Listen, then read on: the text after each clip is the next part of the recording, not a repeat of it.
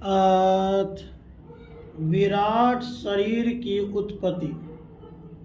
मैत्रेय ऋषि ने कहा, सर्वशक्तिमान भगवान ने जब देखा कि आपस में संगठित न होने कारण ये मेरी महत्त्ववादी शक्तियाँ विश्व रचना के कार्य में असमर्थ हो रही है, तब वे काल शक्ति को स्वीकार करके एक साथ ही महतत्व, अहंकार, पंचभूत, पंच तन मात्रा और मन सहित 11 इंद्रियां इन 23 तत्वों के समुदाय में प्रविष्ट हो गए। उनमें प्रविष्ट होकर उन्होंने जीवों के सोए हुए अदृष्ट को जागृत किया और परस्पर विलग हुए उस तत्व समूह को अपनी क्रिया शक्ति के द्वारा आपस में मिला दिया।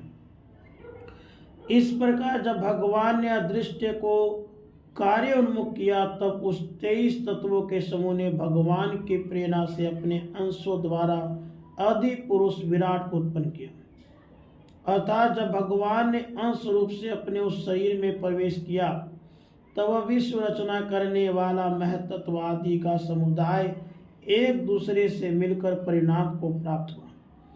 यह तत्वों का परिणाम ही विराट पुरुष है, जिसमें चराचर जगत विद्यमान है। जल के भीतर जो अंड रूप आश्रय स्थान था, उसमें वह हिरण्यमय विराट पुरुष संपूर्ण जीवों के साथ लेकर 1000 दिव्य वर्षों तक रहा। वह विश्व रचना करने वाले तत्वों का गर्भ था तथा ज्ञान, क्रिया और आत्म शक्ति से संपन्न था। इन शक्तियों से उसने स्वयं अपने क्रमशः हृदय रूप, 10 प्राण रूप और 3 आध्यात्मिक, आदि दैविक, आदि भौतिक विभाग किए।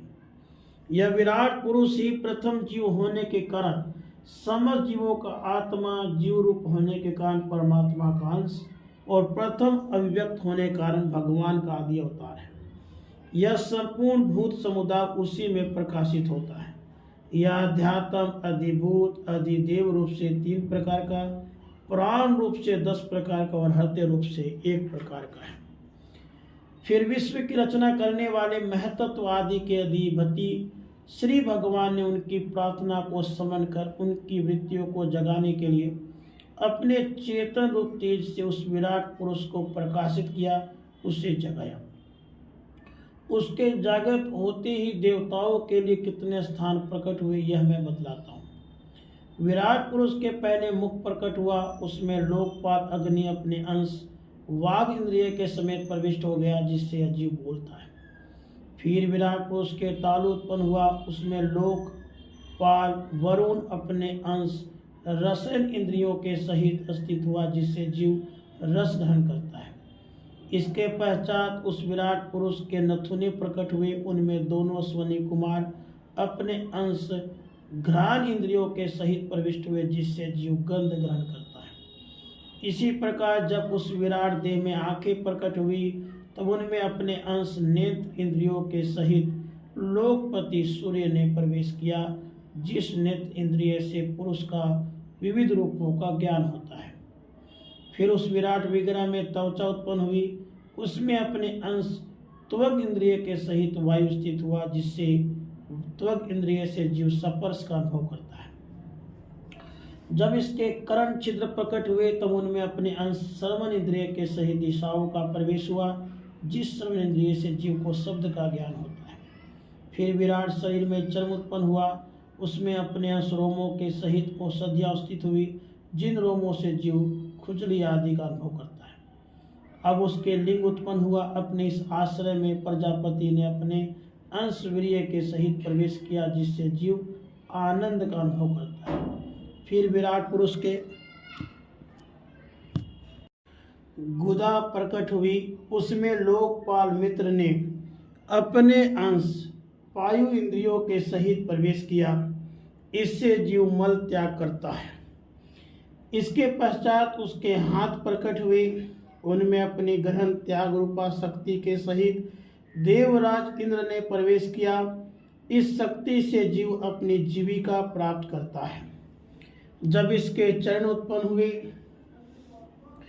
तब उनमें अपनी शक्ति गति के सहित लोकेश्वर विष्णु ने प्रवेश किया। इस गति शक्ति के द्वारा जीव अपने गंतव्य स्थान पे पहुंचता है। फिर इसके बुद्धि उत्पन्न हुई। अपने इस स्थान में अपने अंश बुद्धि शक्ति के साथ वागपति ब्रह्मा ने प्रवेश किया। इस बुद्धि शक्ति से जीव ज्ञातव्य विषयों को जान सकता है। फिर इसमें हृदय प्रकट हुआ। उसमें अपने अंश मन के सहित चंद्रमा स्थित हुआ। इस मन शक्ति के द्वारा जीव संकल्प विकल्प आदि रूप विकारों को प्राप्त होता है। उसके बाद विराट पुरुष में अहंकार उत्पन्न हुआ। इस अपने आश्रय में क्रिया शक्ति सहित रुद्र ने प्रवेश किया। इससे जीव अपने कर्तव्य को स्वीकार करता है। अब इसमें चित्त प्रकट हुआ। उसमें चित्त शक्ति के सहित महत्त्व ब्रह्मा स्थित हुआ। उस चित्त शक्ति से जीव विज्ञान को उपलब्ध करता है। इस विराट पुरुष के सिर में स्वर्गलोक, पैरों से पृथ्वी और नाभि से अंतरिक्ष उत्पन्न हुआ। इनमें क्रमशः सत्व रज और तम, इन तीन गुणों के परिणाम रूप देवता, मनुष्य और प्रेत आदि देखे जाते हैं। इनमें देवता लोग सत्व गुण की अधिकता के कारण स्वर्गलोक में, मनुष्य उनके उपयोगी गौ आदि जीव रजोगुण की प्रधानता के कारण पृथ्वी में, तमोगुण स्वभाव होने से रुद्र के पार्षद भूत प्रेत आदि दोनों के बीच में स्थित भगवान के नाभि स्थानीय अंतरिक्ष लोक में रहते हैं। विदुर जी, वेद और ब्राह्मण भगवान के मुख से प्रकट हुए। मुख से प्रकट होने के कारण ही ब्राह्मण सब वर्णों में श्रेष्ठ और सबका गुरु है। उनकी भुजाओं से क्षत्रिय वृत्ति और उसका अवलंबन करने वाला क्षत्रिय वर्ण उत्पन्न हुआ, जो विराट भगवान का अंश होने के कारण जन्म लेकर सब वर्णों की चोर आदि के उपद्रवों से रक्षा करता है। भगवान के दोनों जांघों से सब लोगों का निर्वाह करने वाली वैश्य वृत्ति उत्पन्न हुई और उन्हीं से वैश्य वर्ण का भी प्रादुर्भाव हुआ। यह वर्ण अपने वृत्ति से सब जीवों की जीविका चलाता है। फिर सब धर्मों की सिद्धि के लिए भगवान के चरणों से सेवा वृत्ति प्रकट हुई और उन्हीं से पहले इस वृत्ति का अधिकारी शूद्र वर्ण भी प्रकट हुआ, जिसकी वृत्ति से ही श्रीहरि प्रसन्न हो जाते हैं। ये चारों वर्ण अपने अपने वृत्तियों के सहित जिनसे उत्पन्न हुए हैं, उन अपने गुरु श्रीहरि का अपने अपने धर्मों से चित्त शुद्धि के लिए श्रद्धापूर्वक पूजन करते हैं। राधे कृष्ण। राधे